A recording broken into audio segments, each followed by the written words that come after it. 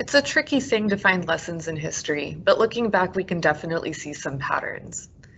Before World War I, we saw the rise of industrialism and capitalism, and we really saw how exploitative capitalism could be for the industrial working class when there are no government laws or regulations to kind of put it in check. We also saw different states conclude that it is untenable to have huge levels of inequality within your own society. That causes problems pretty quick, and that threatens revolution. And we saw the great powers of Europe attempt to solve this problem way before World War I by trying to colonize and conquer other places around the world, to use them for their raw materials and labor and as a place to put their surplus population, thereby increasing the standard of living at home. We also saw the great powers of Europe compete with each other to amass the greatest empire and the biggest military. And we saw their eagerness to use that military, called militarism, lead them directly into one of the most catastrophic wars in history, World War I. In World War I, there were two new states that took on new roles in the world power dynamics. It was pretty clear that the turning point of that war involved the entry of the United States and the exit of Russia as it fell into revolution and became the Soviet Union, the first communist state in world history. After the war, we saw capitalism encounter further problems with the Great Depression, and we saw various governments take on larger roles in the economy in order to counter the problems the Great Depression was having in society. In some cases, like in the United States, that involved adopting more policies that would have been considered socialist, like having the government establish work programs and set some protections for workers and protect money in bank accounts and stuff. On the right wing, we saw that rise in government power take the form of fascism, where the state really took control over everything in society and began to run the economy so that it could fuel a military operation. And all the way on the left wing, under Stalin, we saw the state again take full control of the economy too. In theory, to promote equality, but also in the short term to be able to industrialize a state that had been left out of the Industrial Revolution altogether until then. This generation also tried to learn lessons from history, and from World War I, it had learned that militarism was not the best strategy. Or at least the democracies learned that lesson. Fascists loved militarism. But anyway, that lesson led to the policy of appeasement, whereby states that could have stopped fascist aggression failed to, because they were trying to keep the peace, they were trying to not start a war, thereby starting war, haha. And that failure led to World War II. In World War II, again, we see the United States and the Soviet Union playing a determinative role in the outcome of that war. This time as allies, although it was an alliance of a capitalist democracy and a communist totalitarian state. And so while their alliance didn't last, their status as superpowers definitely did. The United States and the Soviet Union exited World War II as superpowers, as the global powers that could presumably act to keep peace or to prevent more conflicts from breaking out. However, those two superpowers didn't actually get along, and this led us to the Cold War, a very new, different kind of war where the states who have direct conflict don't fight each other directly. That's why it's called cold. And instead kind of play out their battles with propaganda and spies and intervening in conflicts and disputes in other countries when it suits them. And this is the topic of today's video. In the Cold War, we're going to see the world kind of split into three between the communist world and the communist aligned world, the capitalist world, and what they called the third world, which was like every part of the globe that was supposed to be in play. We're also going to see the end of empires, at least formal ones. So back before World War I, when all the great powers of Europe conquered all of that land in the world, that situation came to an end after World War I for reasons we'll go through in a bit. And so all of these new decolonized states came to be sources of contention for our new Cold War superpowers, the United States and the Soviet Union, as they kind of jockeyed for influence all around the world. So this lesson is going to review all of that. The first part of which is just this tragic fact that World War II had finally come to an end, peace had finally been established, and then almost immediately that situation turned into a new conflict, the Cold War. Part of the reason involved the weapons that the United States used to end the war in the Pacific. Developing an atomic weapon set off an arms race whereby the Soviet Union wanted one too, and then when the Soviet Union wanted one, the United States got more. And it created a situation where both of them had so many weapons of mass destruction that neither one of them could use it without risking way too much, perhaps even the annihilation of the world. And so the Cold War played out on very different terms.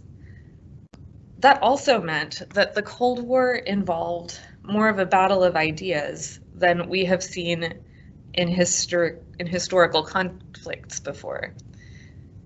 Meaning, within different states, within the Soviet Union and its sphere of influence and the West, there was always this lingering fear of communism, the idea, and communists hiding within.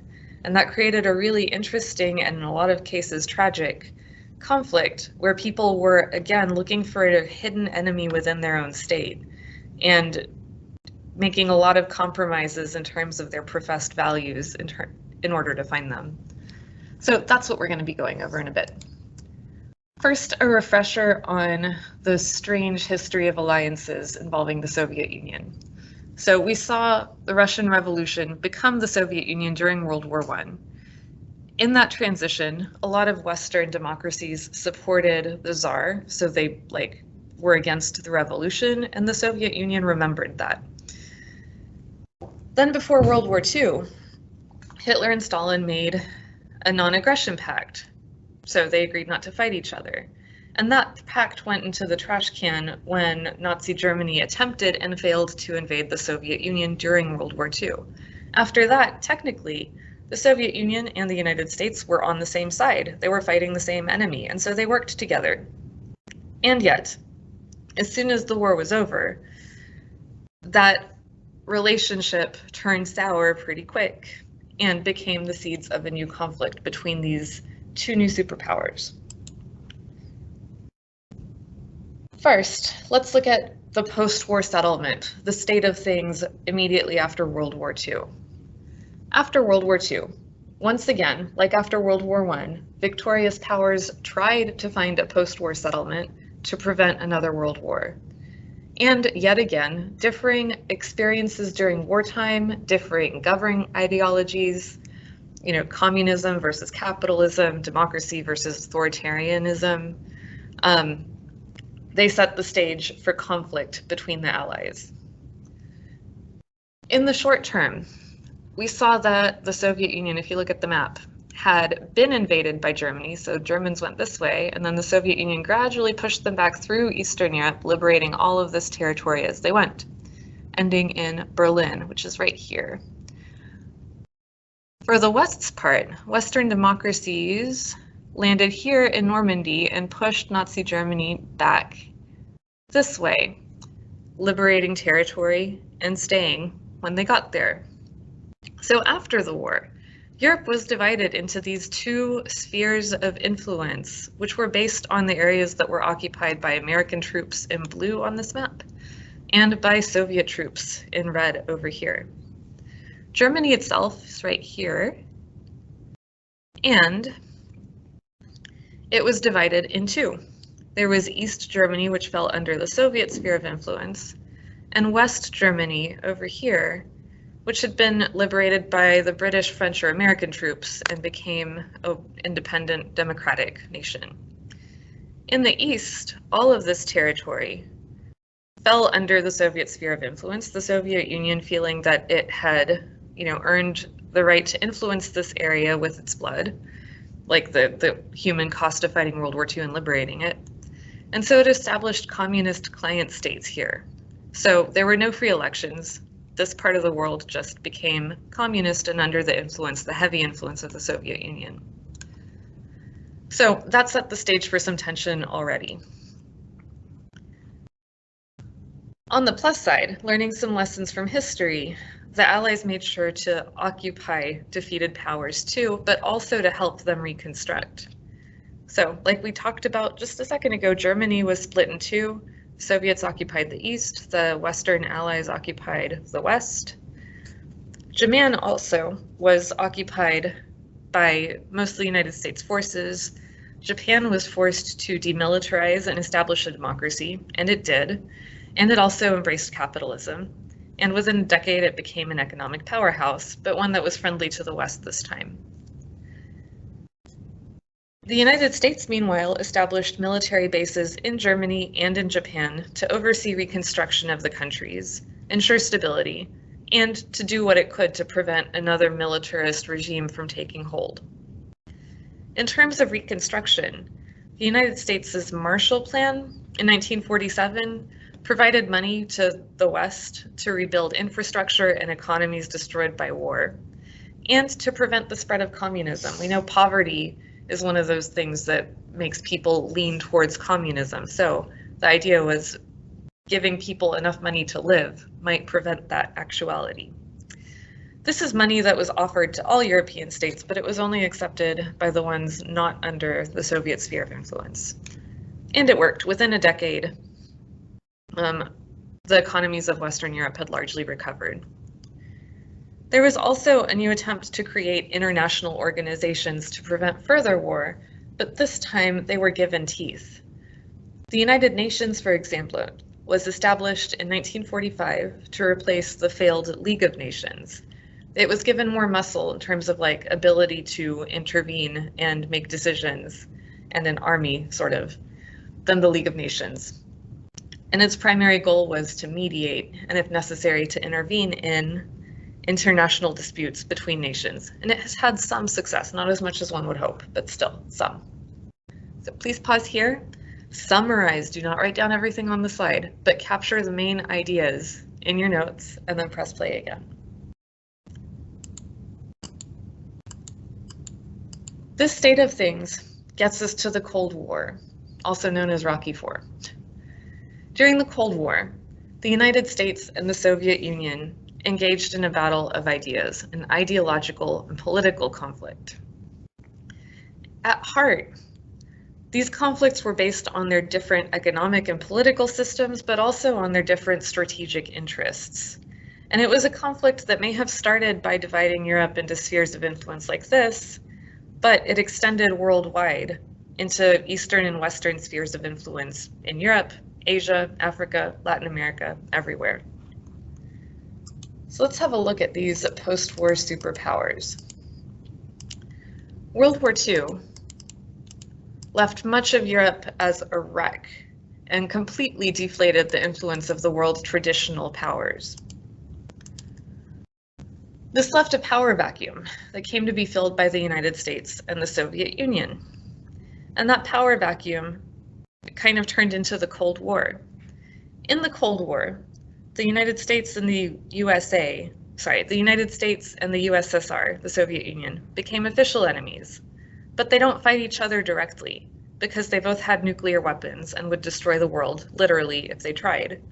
So instead, they used smaller countries' fights to kind of hash out their differences and try to jockey for influence indirectly, with most of the violence then occurring in other parts of the world, poorer places mostly, that they both wanted to boss around. After the war, the United States experienced a post-war economic boom. Jobs that had been lost in the Great Depression returned as the United States took on its role as the world's industrial powerhouse. And all of this helped create an America of TV dinners and white picket fences, very Pleasantville, based in capitalism and democracy, but also concealing an underlayer of a massive income, racial, and gender inequality. So money was good, things were stable, mostly though if you were white, mostly if you were rich, mostly if you were a man. In the Soviet Union, things were very different. In the Soviet Union, things were very different. The USSR lost more total lives during the war than any other country had. And nonetheless, World War II still helped establish the Soviet Union as a world superpower, largely because it had the biggest army in the world still. Victory for the Allies meant that the Soviet Union was stronger than ever. The Soviet Union then grew its sphere of influence to include much of Eastern Europe, in addition to parts of the Middle East and Southeast Asia, and was communist and totalitarian, but also, at least in theory, all about equality. So it lacked this kind of built-in structure of racial inequality that was pretty common to the West. And that cry for human equality is what really appealed to people all around the world, especially from whom like the worst parts of the totalitarian regime were hidden. As we can see in this pie chart, World War II deaths were just staggering for the world, but especially for the Soviet Union. Almost 26 million dead after World War II. The human capacity for self-destruction reached completely new heights in this conflict. An estimated 55 million people worldwide died. And of those 55 million, half came from the Soviet Union alone. Over half. Almost no city in Europe had escaped the roar of the bombs. And one post-war observer called Europe half graveyard and half junkyard. Europe was just trashed after this horribly destructive war and traumatized to boot. Here are some pictures. Warsaw, Poland was just, gone. Poland got some of the worst of the destruction because they were invaded like several times. Germany invaded Poland first, starting the war, then the Soviet Union did on the way back, liberating it, but then also keeping it. In Berlin, Germany was bombed in preparation of invasion, and it was just completely flattened out. But this was the case for cities all over Europe. 2/3 of Europeans dead were civilians. And so in addition to the destruction, there were just people missing. London was little more than blackout ruins. Warsaw in Poland was almost completely destroyed. And these bombings in Berlin destroyed about 95% of it in Germany. Close to 50 million Europeans were homeless. Some lived in partially destroyed homes or apartments, while others huddled in cellars or caves made from the rubble. There was no water, no electricity, very little food. The situation was really dire after World War II. And not to put too fine a point on it, but like the dead was just catastrophic. Again, look at the Soviet Union. The Soviet Union clearly paid more than any other state in terms of just the number of casualties. Poland's up there too. In Asia, we'll notice China's casualties are incredibly high too. Keep that thought in the back of your head when we get to the spread of communism in Asia. And then compared to the Soviet Union, one of our superpowers, very few civilians died from the United States' side in World War II. And compared to the Soviet Union, like very, very few military deaths. It was just almost insignificant in comparison. I am related to some of those military deaths. So I know that on a personal level, this means a lot to a lot of people. But in relative terms to numbers, when we're looking at how the United States as a superpower and the Soviet Union as a rival superpower looked at each other and kind of made the tally of who contributed most to winning World War II, we can see how this disparity is going to cause some conflict. Making things more complicated from the American perspective, World War II had actually cost them a lot. So again, in a worldwide perspective, the United States lost very few people. It's all the way down here, right?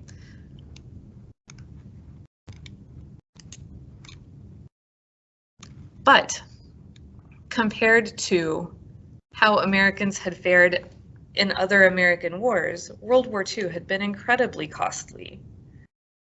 So here we have a difference of opinion that is going to be kind of determinative for why both superpowers are really stubborn in claiming that they should really get to set the tone for the post-war world. The Soviet Union lost a ton of people compared to the United States. So from the Soviet Union's perspective, this earns them the right to dictate some of what happens after World War II. From the United States' point of view, this little number doesn't look like this. It looks like this. There were more wounded and missing in action and combat deaths in World War II than in almost any other conflict, except for the American Civil War, when Americans supplied both sides of the conflict, right? So like this, from an American perspective, earns them a seat at the table too, in a big way. So, even though in the immediate aftermath of World War II, when the Allied armies met in triumph in May 1945, all seemed to be smiles and comradeship between the Soviets and the Americans, and there are some amazing pictures of this event. With the common enemy gone, old animosities quickly resurfaced, causing the Western Allies and Soviet Union to establish spheres of influence that they would eye each other suspiciously from during the next half century. For the first years after World War II, there were three main issues at play that kind of fed into this animosity in the Cold War.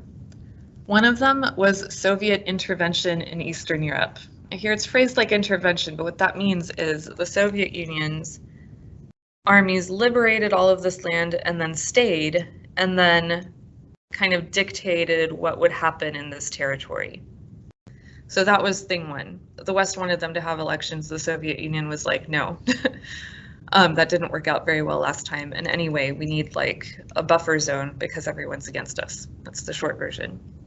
The second issue was the political struggle for Western Europe, meaning keeping populations in this part of the world from also thinking like, hey, communism's great, let's have a revolution, we're poor.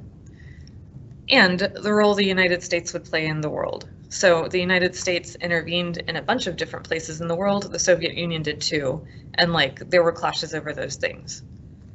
Let's look at the Soviet Union's perspective first. Although the Soviet Union was severely damaged by the war, it also had the world's biggest army. And here we can kind of see, even in World War II, the Soviet Union had just a huge advantage in terms of population in the millions, and mobilized 34 million troops compared to the United States' 16 million and Germany's 17 million, so a lot. And even despite all of the losses, they ended war with the biggest army in the world. And Stalin was determined to use it to guard his country against a repeat of the last 4 years. And here you have to remember, Stalingrad, the attempted invasion of the Soviet Union, was violent and destructive and traumatic for that entire generation. Stalin was driven in creating a domestic policy by his intense suspicions of the West, and there were several reasons for this, not least of which was the long time it took for the Western Allies to open up that second front in Normandy while Soviet soldiers did most of the fighting and dying. So like, where'd my map go? Okay, so when the Allies landed here and pushed east, they took their time. The Soviet Union had been conquering Eastern Europe here for like slowly and at great cost over a period of 3 years. And from Stalin's perspective, the Allies, the Western Allies that landed here, like Britain and the United States, right? From his perspective, they were stalling partly because they wanted to bleed out the Soviet army so that after the war, the Soviets wouldn't be very strong. That was the suspicion. We can see it kind of borne out in terms of casualties here. There were some military deaths on the Western Front where the Western Allies were fighting, but the Eastern Front, my God, is horrible. So that was one big reason for suspicion. Second, American possession and use of the atomic bomb at the end of the war that had been kept secret initially caused huge suspicion from Stalin. First, because he hadn't been told directly, although he had spies and kind of knew about it. And second, because it showed that the United States was not like on peaceful footing with everybody in that alliance. And then also, just more broadly, the deep ideological differences between communism and capitalism. Those are two ideas that can't coexist. Communists think that capitalism is exploitative and very survival of the fittest. They think that fascism and imperialism are the logical endpoints of capitalism. And capitalism, especially looking at like the totalitarian communist state that existed in the Soviet Union, believed communism to be like a mortal threat to their economies, but also to basic individual rights. For these reasons, Stalin decided to establish a buffer zone in Eastern Europe to kind of forestall any future aggression. And again, that buffer zone would have been here, in this part of Europe, in red.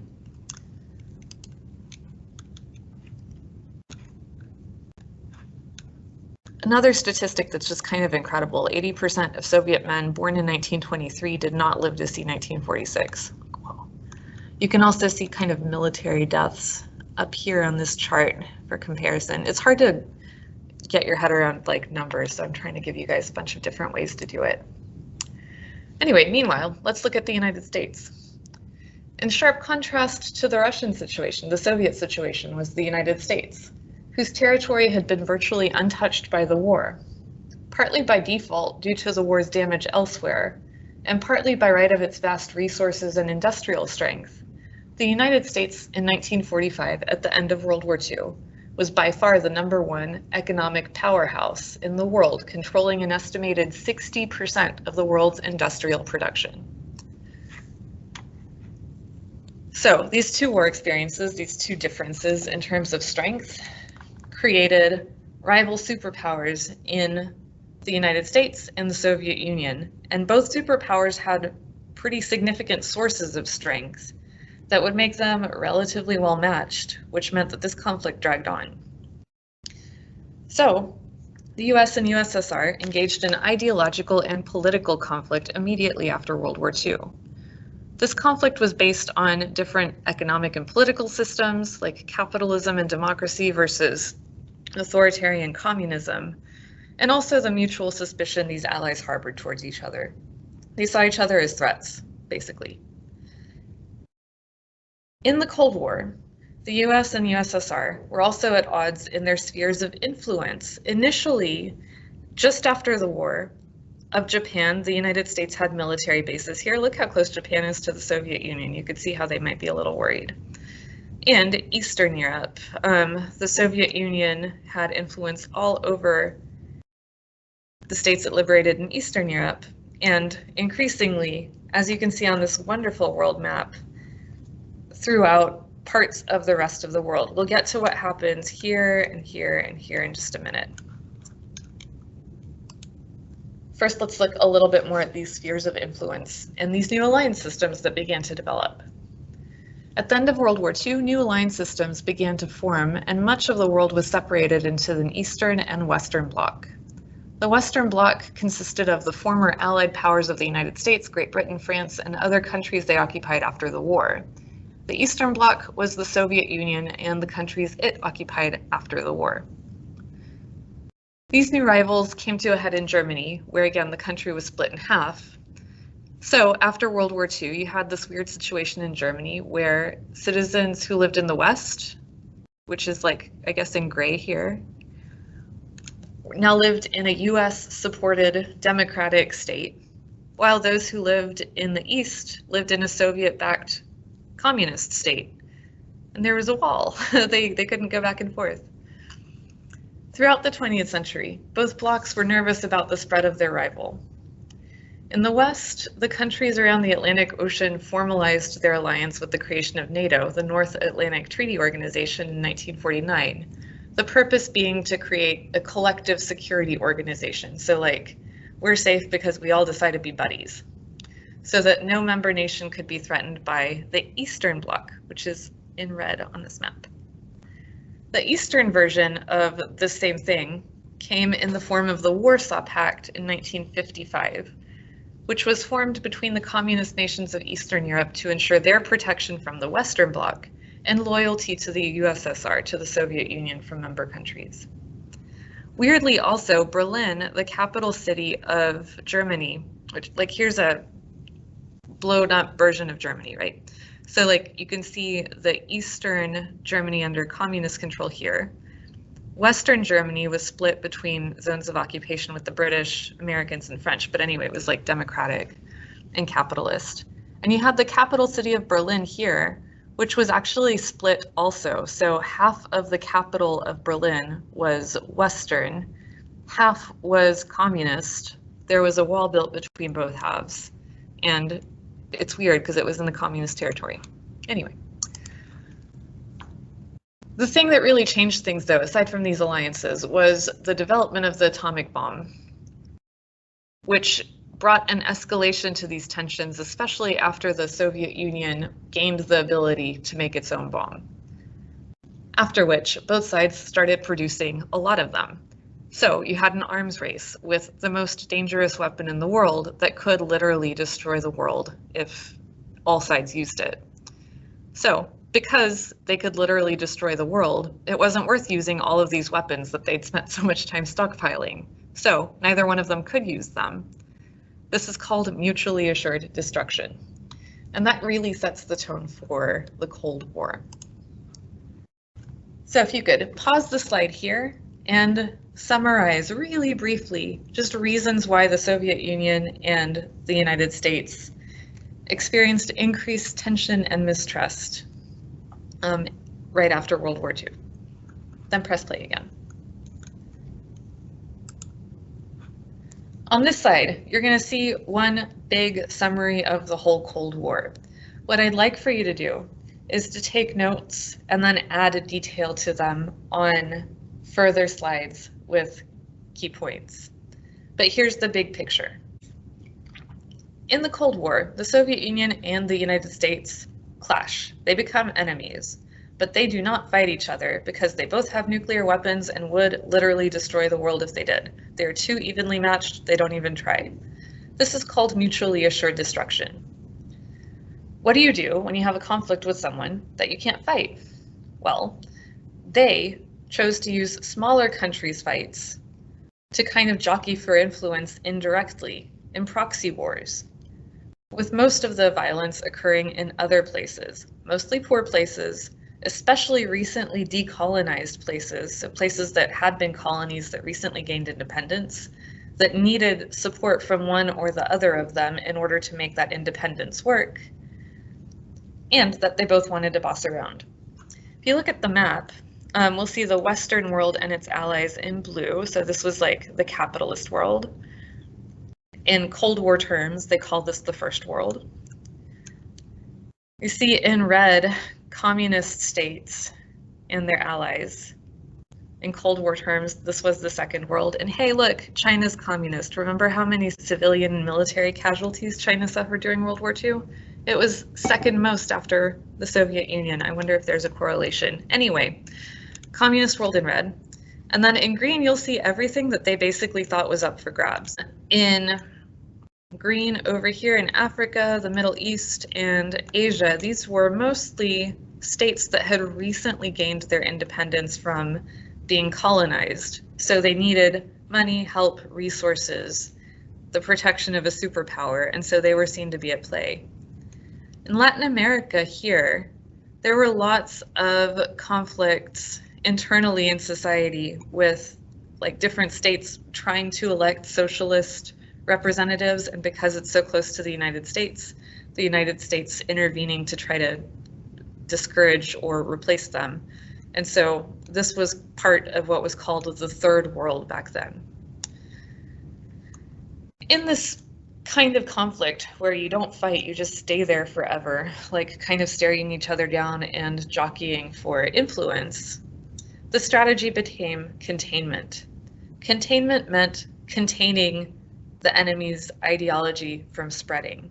So we see all of this in red. We don't want any more red. We need to keep the red where it is or chip away at it and not let them have anything in green, basically, while expanding their own sphere of influence. So ideally, you contain communism and then expand the spread of Western capitalism. That was the Cold War in a nutshell. The reason it's called cold is because the US and the USSR did not directly engage in violent war with each other. However, in the green, the Cold War was incredibly violent, so that's like one thing that's important to remember. We can then think of the Cold War as a clash of ideologies. So here, take whatever detail isn't already in your notes. You probably already have a lot of it. Whatever you don't have, add. After World War II, the US and USSR became rival superpowers and engaged in ideological and political conflict, causing the Western allies and Soviet Union to establish different and competing spheres of influence, so parts of the world where they influence, from which they would eye each other suspiciously during the next half century. We had the West establishing a sphere of influence in the part of Europe and Japan that it had liberated. We had Stalin establishing his sphere of influence in the part of Europe that the Soviet Union had liberated. And Stalin's refusal to allow free elections in Eastern Europe helped set the stage for post-war tensions. In the Cold War, the US and USSR competed for influence around the globe without coming into direct confrontation themselves, roughly from 1946 to like 1991. That's a pretty decent definition. The aim for each side was to keep the other from increasing its political and economic influence around the world, and this is called containment. The conflict between the USSR and the United States was based on their different economic and political systems, so capitalism and democracy on the US side, communism and authoritarianism and totalitarianism on the USSR side, and the mutual suspicion these former allies had for one another. About this mutual suspicion, the communist desire to overthrow capitalist control over the world economy and the corresponding fear that caused in capitalist countries due to the inherent inequality and exploitation in the system played a big role in it. Communists argued that capitalists crushed the working class worldwide, and worldwide, the working class should take violent measures to reverse the situation. That was a message that was appealing to a lot of places in the world. On the Western side, there was the Western belief in popular sovereignty, so like people should be able to vote to choose their own governments. And that came with a deep distrust and lack of respect for a totalitarian leader like Stalin. After all, the US had just fought the most deadly war in history to prevent a takeover by other totalitarian leaders, so it doesn't make much sense to keep one in the world after World War II. There was also like perceived violations of natural rights of speech and expression in the Soviet Union, and those definitely existed in a similar way that from the Soviet perspective, there was just unconscionable racial and gender and income inequality in the capitalist world. Anyway, this standoff set the stage for an ideological battle, a war of ideas, that would dominate the rest of the 20th century, Soviet communism versus Western capitalism and democracy. In this battle of ideologies, each side attempted to woo potential allies to get allies on their side. Central to Cold War strategy was the need to spread your ideology while limiting or containing the other's ability to spread theirs. And containment was just this, the idea that by applying firm diplomatic, economic, and military counter-pressure, the United States could block Soviet aggression or the further spread of communist ideology. The Soviet Union tried to spread its influence by instituting communist governments in areas under its control and by supporting communist revolutions in other countries all over the world. The United States tried to spread its influence by signing security agreements with other Western countries, helping rebuild former enemies, and by engaging in proxy wars and interventions abroad to keep communism from spreading, or to spread American values, or to support leaders in foreign countries that supported American interests. Which sounds nice if you say it like that, but that also meant like sending spies and like toppling regimes in other places that had been elected. So for all of the talk of supporting democracy, there were some pretty big compromises. Both sides used spies, covert operations, and the like propaganda to help overturn established governments in different states. And as a war of ideas, this competition could be felt in everyday life in all effective countries, including their own. The quest to root out communists within was pretty intense, although without the military backing that same quest to root out communists abroad kind of felt like. And finally, as a war of ideas, the Cold War was fought with propaganda that could be felt in everyday life in affected countries all over the world, both from the United States side and from the Soviet Union side, and everywhere where they were in competition with one another. So pause here, make sure you have detail from here in your notes, and then press play again. So why was the Cold War an ideological battle, and how do you fight a battle of ideas anyway? Well, the Cold War was an ideological battle because both sides kept doing this basically. The Americans got the atomic bomb, so then the Soviets got one. So then Americans made one that was more powerful, so then the Soviets did too, and on it went. This arms race was kind of ironic in that it created a situation where neither superpower could actually use all of these weapons that they were busy amassing that were incredibly dangerous to everybody. Not that they didn't consider it from time to time, which is kind of terrifying once you think about it. So in a sense, this arms race is what made the Cold War cold. The United States and the Soviet Union did not confront one another in any sort of hot conflict or traditional war, because if they used those weapons, terrible things would happen. However, the Cold War was not cold everywhere. And it was definitely fought in terms of more traditional warfare through other conflicts elsewhere in the world. We've learned in history that superpowers or great powers competed for colonies. And the Soviet Union and the United States didn't do that in any sort of a formal sense. But they definitely competed to expand their informal influence, their spheres of influence around the world. So let me explain. First, we need to talk about decolonization. After World War II, European colonies in South Asia, Southeast Asia, and Africa regained their independence. After World War II, European colonies in South Asia, Southeast Asia, and Africa regained their independence, but then often faced huge social, economic, and political challenges, and therefore became sites of Cold War competition as both superpowers tried to influence how each of those independent states would be shaped, while giving aid to the side that suited their ideologies. So this was a process that occurred gradually. You can see on the map on the left, like over time in Africa, and in the map on the right in Asia, you have the years noted for each site of independence. But you'll notice this all happens after World War II. World War II fatally undermined the legitimacy of European rule over populations in Asia, the Middle East, and Southeast Asia. Not only did Japanese conquests in Asia shatter the European aura of invincibility, but also non-whites resented the way their white rulers had treated them as second-class citizens in their own countries during the war. The war's end triggered a series of independence movements that ended European colonial rule almost everywhere by the 1960s, so within a couple decades of World War II. India gained independence from Britain relatively peacefully in 1947. Guerrilla fighters in Vietnam drove the French out between 1946 and 1954, after which the Vietnam War began. An insurgency in Algeria forced France to give up that territory in 1962, and France granted most of its other African possessions independence in the 1960s.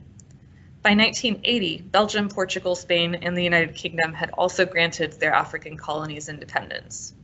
So this was a big process that played out over a couple decades, right when the United States and the Soviet Union were competing for dominance, and it created a ton of brand new states that didn't have any recent experience of self-rule, that had internal divisions that were purposely exploited by imperial powers to make their rule easier, and who lacked most resources you need to make it as an independent state to protect your border, to protect your economy, and all of that, creating a situation where the superpowers could pretty easily jockey for influence through the conflicts that emerged there rather than facing off directly.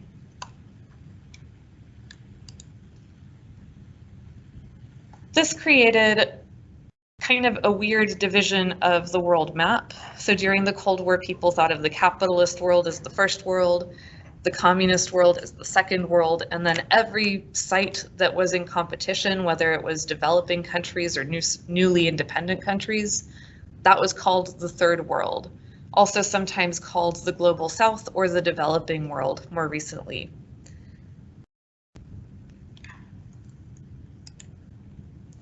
Let's pause here and capture notes on decolonization. A major global development after World War II was decolonization.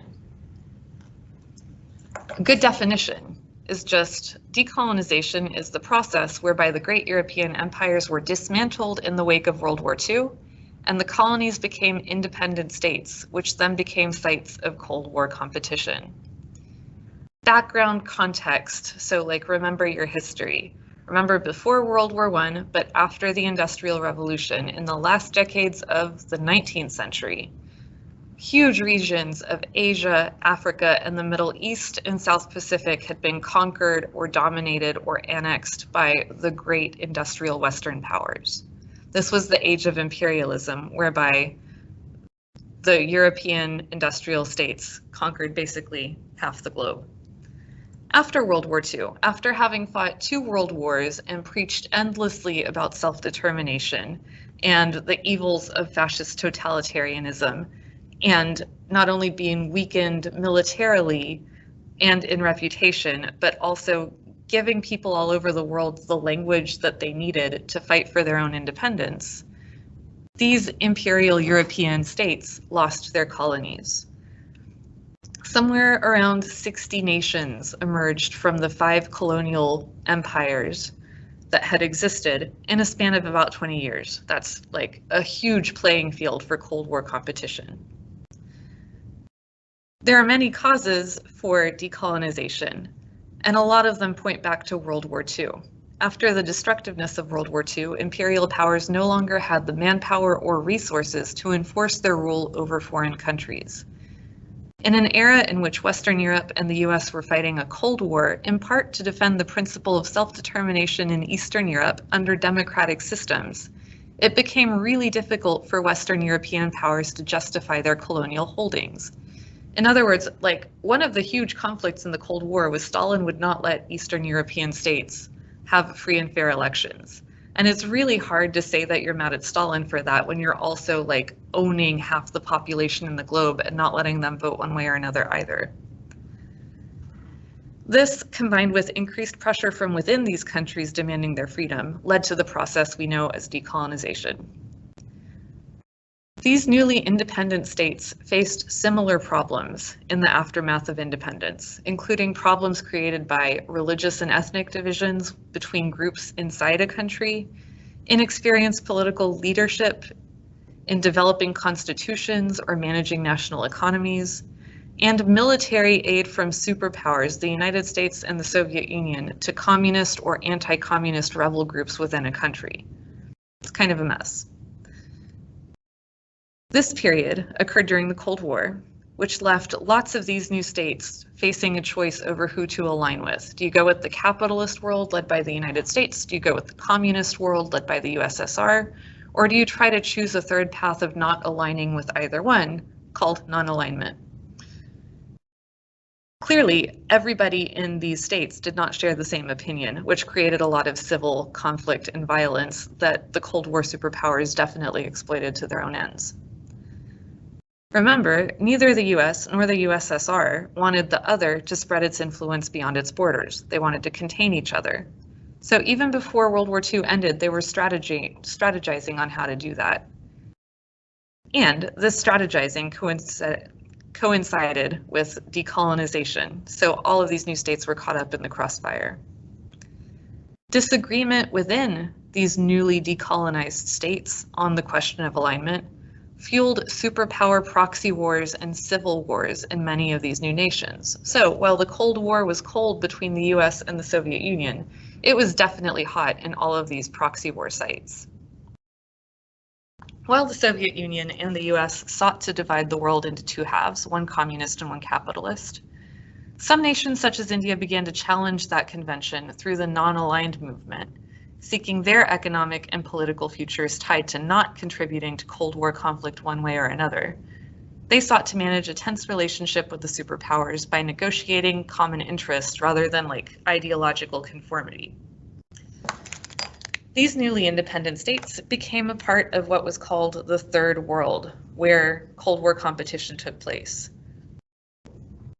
In addition, the drive to influence the course of these newly independent nations, like communist versus capitalist, the Soviet Union and the United States both adopted policies of intervening pretty directly in other countries in which the choice between capitalism and communism seemed to be at play. So definitely in these newly decolonized states, but also in states that had been independent for some time, but where this conflict was popping up, especially in Latin America, like Cuba, Chile, Nicaragua, Colombia, Guatemala, the list goes on, El Salvador. Pause here, take notes, then press play again so we can look at Cold War strategies in this context. Containment was the name of the game for Cold War strategy. You can't fight the Soviet Union, they can't fight you directly, but we're both going to try to stop each other's spread. And this policy came out of a broader change of course for the United States' foreign policy that's called the Truman Doctrine, named for President Truman. One of the things about both world wars was that the United States entered late, partly because the United States liked to keep to itself kind of as a policy. You'll also remember that after World War I, when it would have maybe been useful to have what we would now call a superpower enforcing the Treaty of Versailles, the United States instead chose not to involve itself in other parts of the world and to practice isolationism instead. The Truman Doctrine is kind of the opposite of that policy. In 1947, President Truman warned the American Congress that it was America's job to contain communism. This is what became known as the Truman Doctrine. And secondly, General Marshall came up with a plan to help Europe recover from the war using American money, called the Marshall Plan. Truman said, "I believe that it must be the policy of the United States to support free peoples who are resisting attempted subjugation by armed minorities or by outside pressures. The free peoples of the world look to us for support in maintaining their freedom. If we falter in our leadership, we may endanger the peace of the world, and we shall surely endanger the welfare of this nation." So whatever you think about this idea, that it is an American duty to intervene in other places where other states are intervening, it has colored American policy ever since, and it was a complete reversal to the isolation that existed before World War II. This is what allowed containment as a policy to take place in practice in proxy wars, right? Because America could look at Vietnam and say, the South is resisting subjugation from the North. It is our duty to help them. And then the United States intervened, for example. The other thing that happened that year was the Marshall Plan made a lot of money available for European recovery. This aid came in the form of food, grants to buy equipment, improvement to transportation systems, everything quote unquote from medicine to mules. This helped rebuild the economies of Western Europe and was also a way of preventing communism from spreading there by like raising the standard of living, keeping people out of desperation, basically. Together, containment and the Truman Doctrine really form the core of the strategies for Cold War politics, from the US side anyway. So, we're going to take notes on these key points. Both superpowers had atomic weapons by 1949. This meant that the threat of mutually assured destruction, with the acronym MAD, prevented open warfare between the superpowers because they actually limited their ability to act directly against each other with these amazing weapons of mass destruction because they could literally end the world. Therefore, Cold War strategy was completely different from the strategy that governed most wars. Instead of open conflict, the strategy was containment, to keep the other side from increasing its political and economic influence around the world, to contain it, while spreading your own influence and ideology around the world to gain allies. To this end, the US and the USSR staged interventions in the Third World and in newly decolonized states.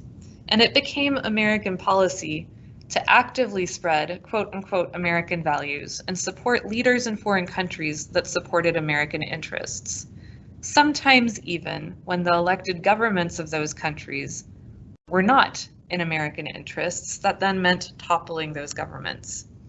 So for context, almost immediately after World War II, the US penetrated the oil regions of the Middle East by special arrangement with Saudi Arabia and established military bases in Japan, Korea, the Philippines, and a number of other Pacific islands. In the next decades, it organized right-wing coups, or like violent takeovers of established governments, in Iran, Guatemala, and Chile, and gave military aid to various dictatorships in the Caribbean. In an attempt to establish a foothold in Southeast Asia, it invaded Vietnam and then bombed Laos and Cambodia. The existence of the Soviet Union, even with its acquisition of nuclear weapons, didn't block this expansion. And actually, the exaggerated threat of world communism gave the US a powerful justification for expanding all over the globe. And soon it had military bases in 100 countries. We still do. These interventions were rationalized or justified by the theory of containment and the Truman Doctrine, promising US support for armed opposition to communists across the globe. So if you are fighting communists, we will give you weapons and military training. And we're further motivated by the domino theory. The Truman Doctrine and containment provided the policy basis for all proxy wars during the Cold War, and the domino theory supplied the justifications. So, domino theory was the idea that if one country becomes communist, it will lead to a chain of reaction where neighboring countries will also then become communist, kind of like dominoes falling over when you hit just one. The Truman Doctrine established that the US would provide political, military, and economic assistance to all democratic nations under threat from external or internal authoritarian forces. This effectively reoriented US foreign policy away from its usual stance of withdrawal from regional conflicts not directly involving it to a stance of possible intervention in faraway conflicts that maybe have nothing to do with American security in any sort of direct kind of way. This policy was really closely connected to this domino theory, which governed a lot of US foreign policy beginning in the 1950s, and really built on that fear that like one communist victory leads to another, so we have to be really heavy-handed in stopping them everywhere, or communist takeover is kind of inevitable. That's the theory. In this new kind of conflict where you can't fight each other and you're jockeying for influence, every possible weapon, like propaganda, because this was as much a psychological war for hearts and minds as it was a struggle for dominance in the traditional sense, was used, short of direct confrontation between superpowers. So basically, anything other than an act that could provoke atomic warfare was kind of considered fair game. Conflicts and proxy wars arose worldwide, but they were all limited by this threat of nuclear war. So the actions of both superpowers couldn't go beyond a certain point because neither one of them wanted nuclear war. We'll pause here, take notes, and then we have a couple last slides to kind of go through what proxy wars are. Right, proxy wars. In proxy wars, opposing states, like the US and the USSR, avoid direct fighting, but support allies that serve their own interests in other states' conflicts against the opponent they're avoiding direct confrontation with. So if there are communist rebel fighters in Vietnam, the Soviet Union would support them. They would give them weapons, they would give them training, maybe intelligence help, maybe, sending troops. If there were opposition to that communist force, the United States would do the same for that opposition. So like sending lots of weapons, intelligence, fighting, strategizing, that sort of thing. In proxy wars, you fight through someone else's conflict, right? You can think of this as sort of the kind of thing that, like, if your parents divorce and they don't get along, sometimes a bad thing that they do is they try to have their fights through their children, So like one side will tell their kids all this bad stuff about the other parent and the other parent does the same, and then they try to get to be their kid's favorite by like buying them toys that the other parent would say no to. Maybe just me, I don't know. Anyway, I hope that kind of helps you understand what a proxy war is. It's fighting your conflict indirectly through other people's beef. In a sense, American and Soviet fears of a global struggle became a self-fulfilling prophecy because both of them kept upping the ante in other places. They both launched coups, supported rebellions, backed dictators, and participated in proxy wars in nearly every corner of the world. There were lots of proxy wars. You've probably heard of Korea, Vietnam, and the Soviet invasion of Afghanistan at minimum, although there are more than that. And they were all kind of fueled by this fear of takeover ideologically by the other force.